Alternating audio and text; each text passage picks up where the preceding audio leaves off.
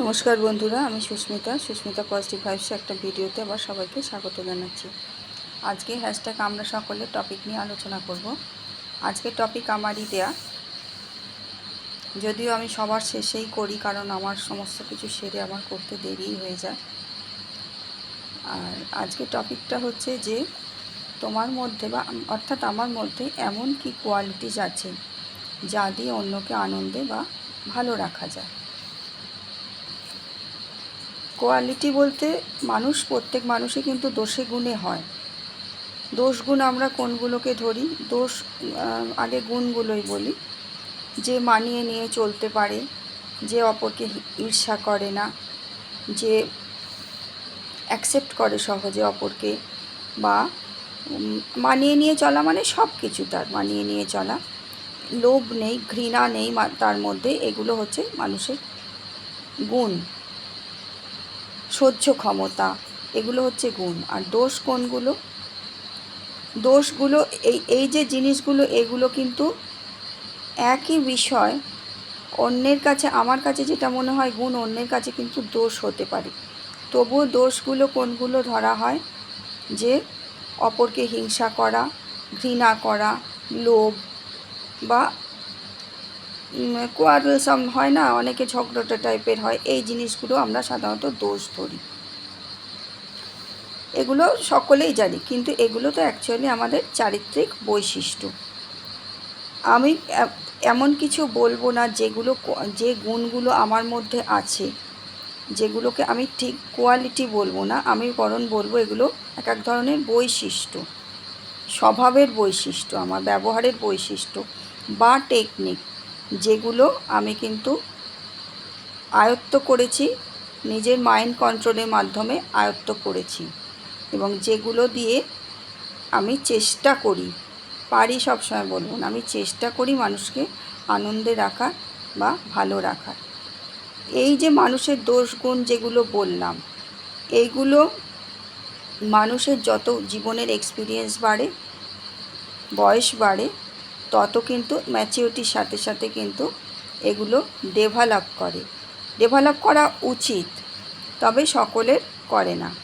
কারণ যতক্ষণ না মানুষের নিজের এই কোনগুলো ভালো কোনগুলো মন্দ সেই সম্বন্ধে বোধ যতক্ষণ না আসবে, এবং নিজের কর্মফল সম্বন্ধে যতক্ষণ না সচেতন হবে যে আমার যেইগুলো করলে আমার কিন্তু সেটা আমার কর্ম মানে ব্যাড কর্মা হিসেবে হবে, কাউন্ট হবে, সেই বোধ যতক্ষণ না আসবে, এই যে জিনিসগুলো যেগুলো বিষয় বলছি, এগুলো কিন্তু মানুষ ছাড়তে পারে না।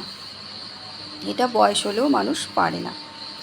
আমি এগুলোকে টেকনিক বা সাধন পদ্ধতি বলবো, যেগুলো আমি অ্যাপ্লাই করে মানুষকে ভালো রাখার চেষ্টা করি।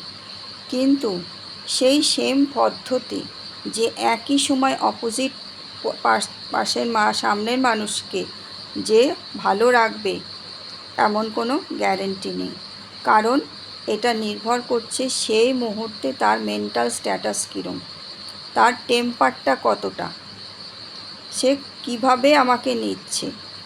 সব সময় মানুষ কি করে, চেষ্টা করে কি নিজের কথাটাকে প্রতিষ্ঠিত করার। সে ঠিক বলছে না জেনেও কিন্তু চেষ্টা করে প্রতিষ্ঠিত করার, বা তর্ক করে, বা কেঁদে, বা অজুহাতে জিতে যাওয়ার। এই জিনিসগুলো কিন্তু সব সময় বুঝতে পেরেও যে মানুষ এইসব জিনিসগুলোকে মানিয়ে নিতে পারবে, সেই হচ্ছে ঠিক।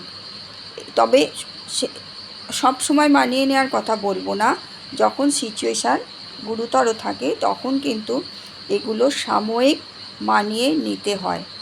তার জন্যে কি দরকার? অ্যাকসেপ্টেন্স পাওয়ার দরকার, সহ্য ক্ষমতা দরকার। আর একটা কি দরকার? বোধ দরকার কি, যে আমার সাথে যে এইসব ঘটনাগুলো হচ্ছে, আমার যেগুলো আমি হঠাৎই হয়ে যাচ্ছে, আমার কিন্তু কোনো নিজের সেখানে কি বলবো নেই, খারাপ কিছু আমার নিজের খারাপ কিন্তু নেই, যে আমি যে কিছু সমস্যা করেছি বলে এই জিনিসগুলো তার জন্য আমি রিটার্ন পাচ্ছি, সেগুলো কিন্তু নয়। সেই মুহূর্তের ঘটনাগুলো যে হচ্ছে সেটা নয়। কিন্তু অ্যাকচুয়াল ঘটনাটা মাথায় রাখতে হবে যে এগুলো আমাদের কিন্তু পাস্ট কর্মা থেকে কিন্তু চলে আসে। যখন এই সেন্সগুলো আমাদের হয়ে যাবে তখন কিন্তু আমাদের নিজেদের মধ্যে একটা অ্যাকসেপ্টেন্স পাওয়ার বা কোনো কিছু ব্যবহারের সময় আমরা কিন্তু সংযত হব। চিন্তাগুলোও আমরা কিন্তু চিন্তা করে করে করব। আর মুখে জিভে লাগাম লাগানো।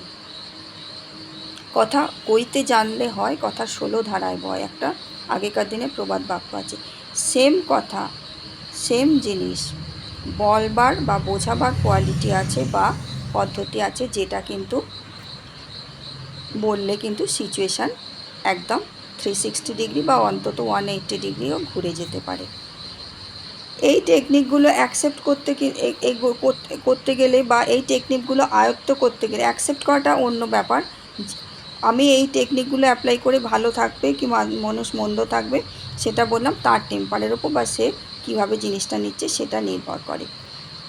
কিছু কিছু জিনিস আমি না এগুলো নোট করে রাখি, কারণ আমি বড্ড ডিস্টার্বের মধ্যে থাকি, তো যার জন্য আমি নোট করে রাখি।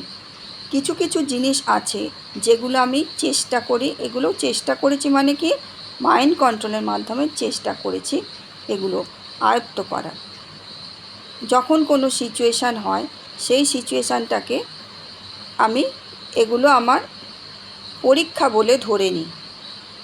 আমার যদি ভালো সিচুয়েশান আসে তো সকলেই ভালোভাবে অ্যাকসেপ্ট করে, কিন্তু যখন যে সিচুয়েশানগুলো আমার পক্ষে একটু ওভারকাম করা মুশকিল হয়, আমি সেগুলোকে কিন্তু আমার আশীর্বাদ বা ব্লেসিং হিসেবে ধরি।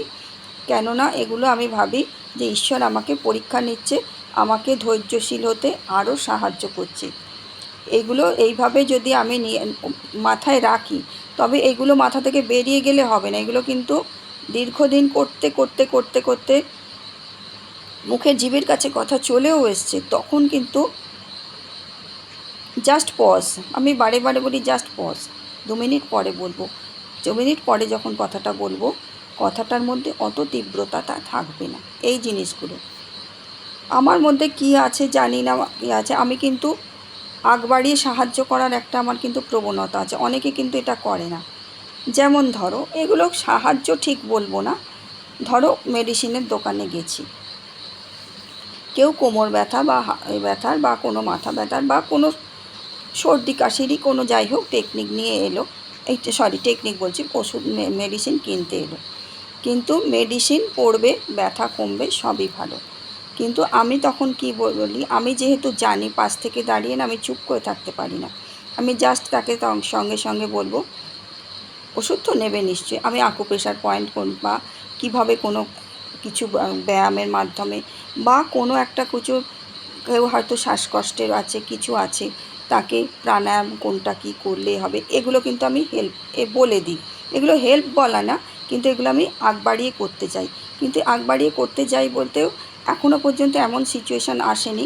আমার বলার মধ্যে এমন একটা থাকে যে মানুষ কিন্তু সেটা শোনে, সেটা কিন্তু নিজের ব্যাপার সম্পূর্ণ যে তাকে বলা।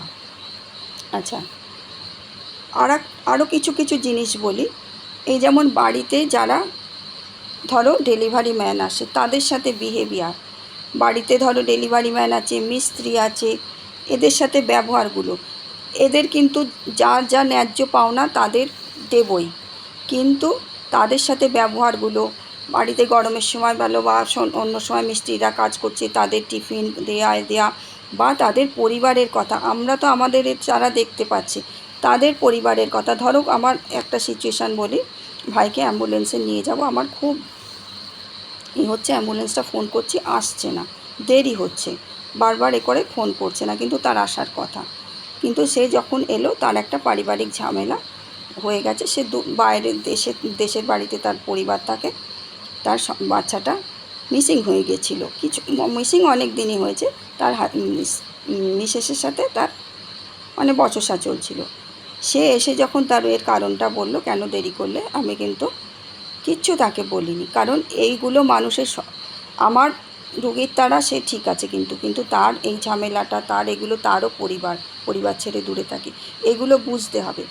তারপরে ধরো এই টোটোওয়ালা বলো বা এতে বলো, বাড়িতে আসছে, রিক্সা বলো, টোটোওয়ালা বলো, এলো, তাদের আমি কিন্তু রাস্তা থেকে ধরো আমি আমার বাড়ি পর্যন্ত আসছি, বা বাড়ি পর্যন্তও আসছি না, স্টেশন পর্যন্ত আসছি, তার যা ভাড়া, আমার বাড়ি আসার তাড়া আছে, বা আমার কোথাও যাচ্ছি আমার তাড়া আছে, আমি একা সেটা বুক করে নিলাম। তারপরেও বা হয়তো আমি আসছি কোনো একটা সিচুয়েশান, বৃষ্টি এসে গেছে, বা আমার বাড়িতে পেশেন্ট আছে, তার জন্য আমার মেডিসিন আনতে গেছি, তাড়াতাড়ি আছে, আমি কিন্তু সেক্ষেত্রে বেশি পয়সা তাকে দিয়ে দিই। এইগুলো মানুষকে হাতে রাখা নয়, আমি আমার তার সময়ের মূল্যটা দিই। কেন? ওই জিনিসটা আমার খুব প্রয়োজন। এগুলো কিন্তু কোয়ালিটি কী জানি না, এগুলো আমার চারিত্রিক বৈশিষ্ট্য। হঠাৎ কোনো সিচুয়েশান এসে গেলে ঠান্ডা মাথায় সেগুলো কিন্তু হ্যান্ডেল করা, এইটা আমার একটা আছে। এগুলো আমি কিন্তু পারি। এগুলো আগে কিন্তু পারতাম না। আমি বললাম না, বয়সের সাথে সাথে ম্যাচিউরিটি হয়। মানুষকে হাগ করা, এই জিনিসটা আমার কিন্তু খুব আছে। সে আপন হোক পর হোক, হাগ করা, এই জিনিসটা আমার কিন্তু আছে। সে আমার হেল্পিং হ্যান্ড হোক, যাই হোক, বা কেউ করতে এলো নতুন, যে সে তার সাথে প্রথম দেখা হচ্ছে বলে সে আমার নতুন পরিচিত, আমি সহজে পারি মানুষকে কিন্তু আপন করে নিতে, খুব তাড়াতাড়ি আমি কিন্তু পারি। তারপরে শিশুদের মানে বাচ্চাদের সাথে মানে ধৈর্য সহকারে তাদের হ্যান্ডেল করা। তারা অন্যায় করলো বুঝতে পারা, কিন্তু বুঝতে পারে। এই বা পশু পক্ষীরা, এটা কবিতাও বললো এই জিনিসটা, এরা কিন্তু বুঝতে পারে, কিন্তু যেহেতু অবলা জীব, তাদের কিন্তু সেগুলো মার্সি করে দিতে হয়। শিশুদের বুঝিয়ে বলতে হয়। হঠাৎ করে চড়া হয়ে গিয়ে আমি কিন্তু এই জিনিসগুলো কোনো দিন করিনি। আমার সন্তানকে এত বড় করেছি, আমি কিন্তু সেই জিনিসটা করিনি।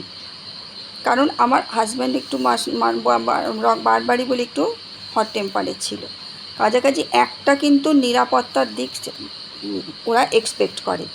তবে অন্যায় করলে প্রশ্রয়ও দিইনি, আবার তাকে এও করিনি যে তুমি হ্যাঁ, কেন প্রশ্রয় দিইনি, কেন? যে শাসন করব, ভুল করে ফেলেছে, কিন্তু তার মানে মারধর করা, এ করা, কথা কুকথা বলা, এগুলো কিন্তু কোনো দিনই করিনি।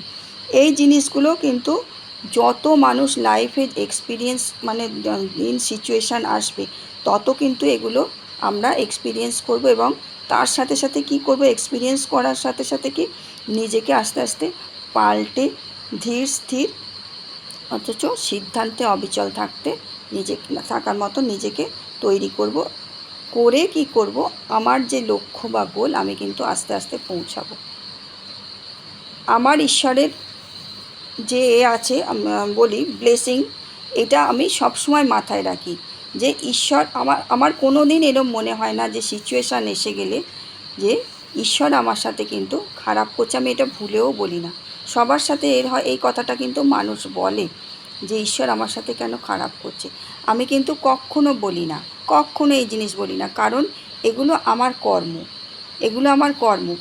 আর এই কর্মগুলো আমি উদ্ধার যদি করতে পারি, ওভারকাম করতে পারি, আমার পরবর্তী লাইফটায় কোনো কিছু কিন্তু ফেলা যায় না। আমি খারাপ করলেও কিন্তু যখন তার কর্মফল পাবো, ভালো কিছু করলেও কিন্তু তার কর্মফল পাবো।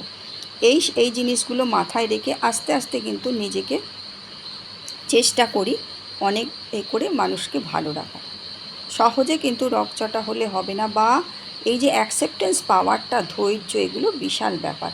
এগুলো আস্তে আস্তে করতে করতে এর সাথে নিজেকে সবচেয়ে সেলফ লাভ জিনিসটা আমার যদি থাকে, আমি ওই সব সিচুয়েশানে যদি নিজে হট টেম্পার্ড হয়ে যাই, করি, সবচেয়ে ক্ষতি কিন্তু আমার, আর আমার যদি আমি নিজে ভালো না রাখি, আমি কখনো অন্যকে ভালো রাখতে পারবো না। সেই জন্যে আমি যদি অপরকে ভালো রাখতে পারি, সেলফ লাভ করতে গেলে মাইন্ড কন্ট্রোল জিনিসটা বিশাল ব্যাপার। কিন্তু এটা যোগ প্রাণায়াম বলো, বা ওই রেগুলার প্রত্যেক দিন একটু একটু করে নিজেকে চেক করার মাধ্যমে কিন্তু আয়ত্ত করা যায়। এইটুকুই বললাম। ভালো থেকো সকলে। ইউনিভার্সাল ব্লেসিং সকলের জন্য।